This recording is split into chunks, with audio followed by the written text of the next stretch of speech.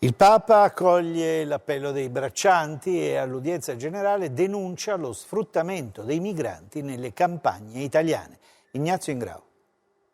Nella crisi provocata dalla pandemia, tanti gli appelli giunti a Papa Francesco dal mondo del lavoro. In particolare mi ha colpito quello dei braccianti agricoli, tra cui molti immigrati. Purtroppo tante volte vengono duramente sfruttati. Per loro non è cambiato quasi nulla con il Covid-19. Pagati pochi euro in nero, stipati nei ghetti, sottomessi ai caporali.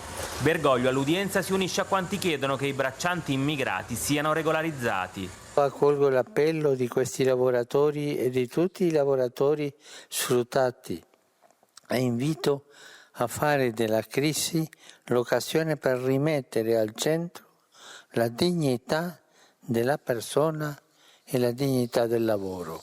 Nella messa del mattino il pensiero del Papa è andato invece agli operatori della comunicazione. In questo tempo di pandemia rischiano tanto, ha detto Francesco, siano al servizio della verità. Gesù è il Padre.